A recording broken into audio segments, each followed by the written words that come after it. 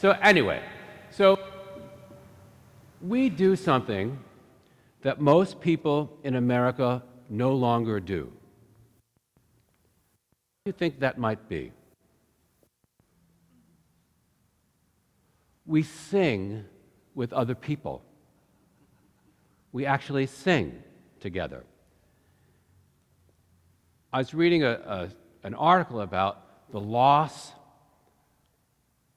of being able to sing with other people in America.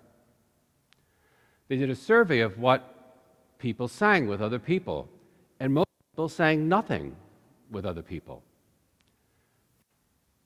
But some people sang one or two songs.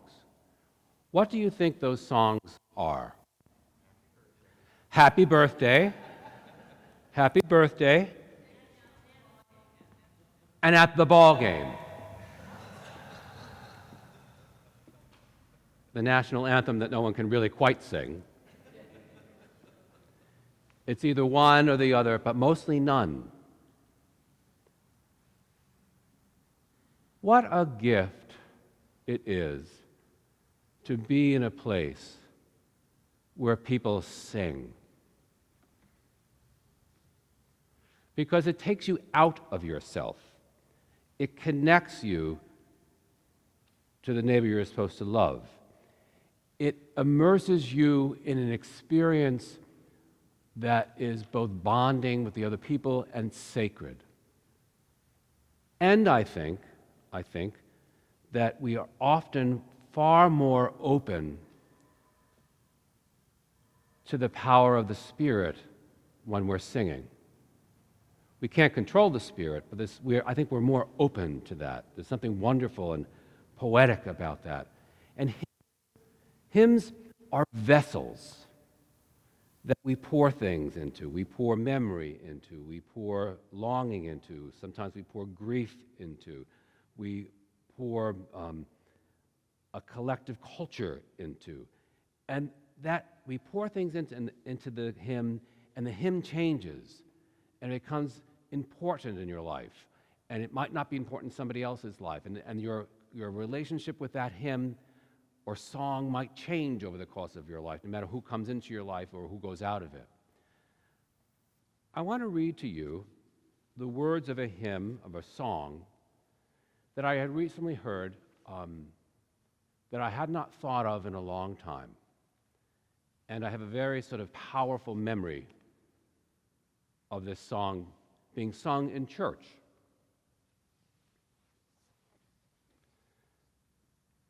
Somewhere over the rainbow, way up high, there's a land that I heard of once in a lullaby. Somewhere over the rainbow, skies are blue, and the dreams that you dare to dream really do come true. Someday I'll wish upon a star and wake up where the clouds are far behind me, where troubles melt like lemon drops away above the chimney tops. That's where you'll find me. Somewhere over the rainbow, bluebirds fly. Birds fly over the rainbow.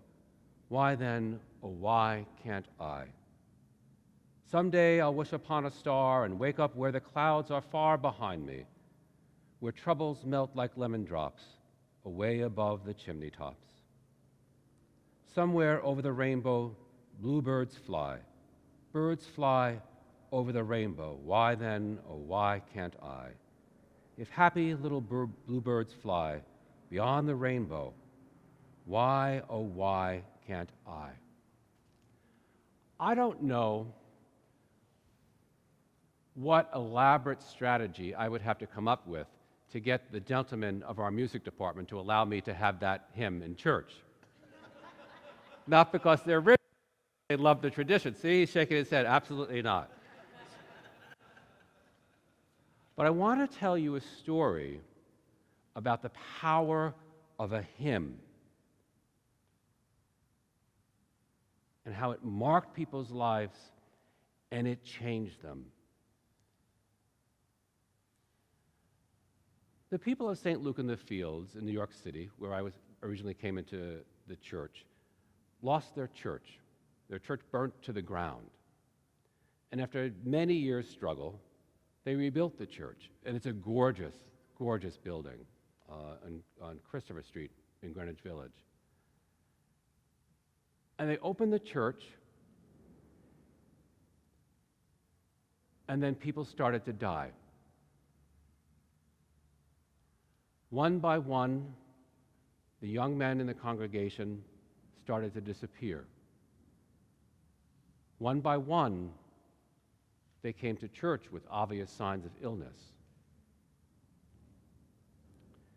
And the people of that place responded to that need. They responded in a deeply compassionate way, and they welcomed people with AIDS into their home. And they took care of the people who were already members of their congregation. They even started an outreach program to people with AIDS to feed people because people had a hugely difficult time. And then, because they did that, they began to have a reputation of a place of kindness. There were many places that would not bury people with AIDS. And they took that ministry on.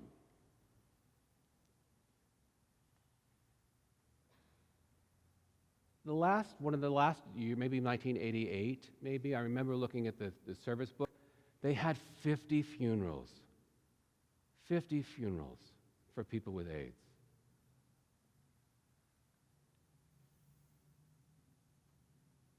And the people there knew that it was their ministry because they listened to the greater culture that said that the lives of these young men were disposable. And they said, actually, they're not.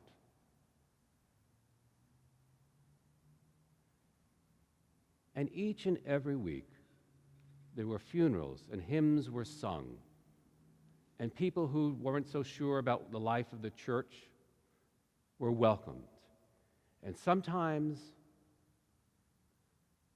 very supportive families came with them.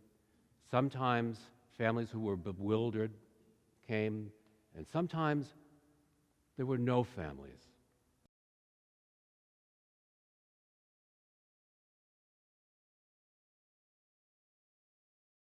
For a man who died of AIDS, and he and his partner were a couple for 15 years, and because they were unrelated,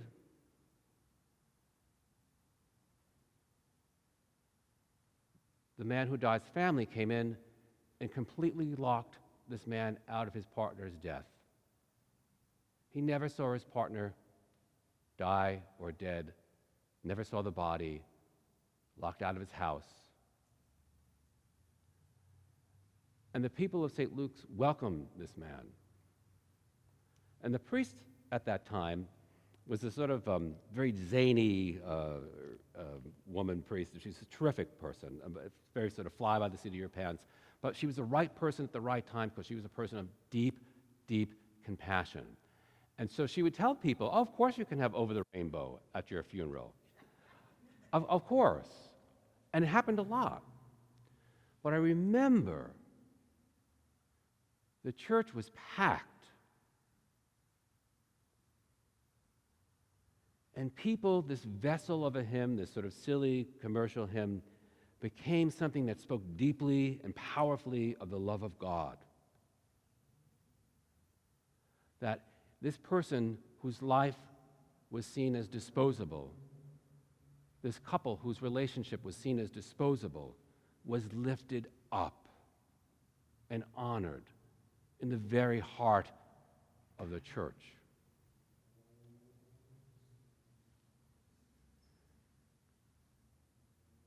Someday I'll wish upon a star and wake up where the clouds are far behind me, where troubles melt like lemon drops away above the chimney tops. That's where you'll find me. Somewhere over the rainbow, bluebirds fly. Birds fly over the rainbow. Why then, oh why can't I? If happy little bluebirds fly beyond the rainbow, why, oh why can't I? Did you have a reaction to the words of that hymn the first time I read it to the second? Did you? Of course you did. Do you know why? Because you're deeply compassionate people who consecrated the words of that hymn and made it sacred. Hymns are living things. You poured compassion into the hymn. The scriptures tell us that on the night before he died, at table, Jesus offered himself in the bread and the wine. He said, "Remember me. Do this in remembrance of me, because I am remembering you at this moment." And to seal that remembering and that giving back and forth, the scriptures tell us they sang a hymn. Jesus sang a hymn in the last hours of his life.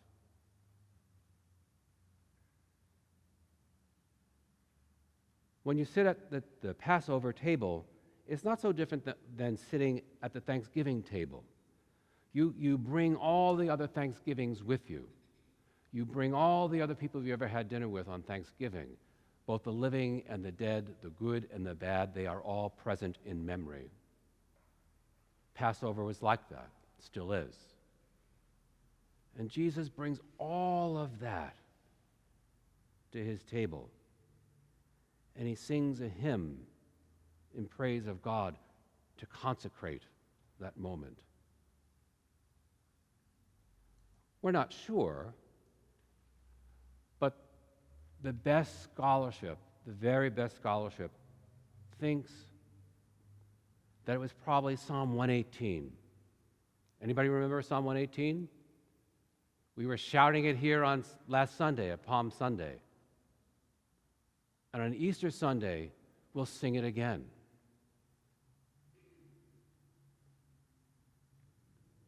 That moment was consecrated by a hymn. And here, if that is true, and scholars think that it is, here are the very last words that Jesus ever sung.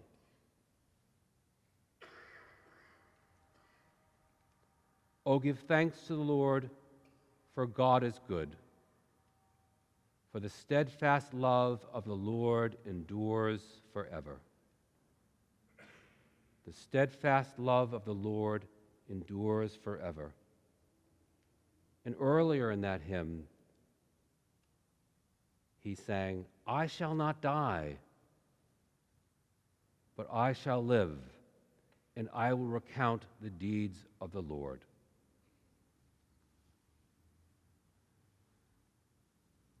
The hymn reflects the giving of the table. And the giving of the table, Jesus knew that hymn would be sung.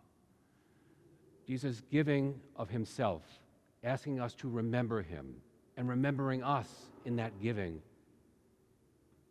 is influenced by this sacred hymn that speaks so profoundly of the steadfast love of the Lord.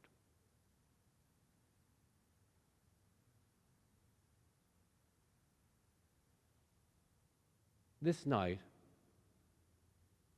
is about the steadfast love of the Lord for all of God's people, for the gift of Jesus giving himself to us in a tangible way in the bread and the wine, but also in his gift of calling us to remember him, and in that remembering of him, to make him present and real and consecrated in this world.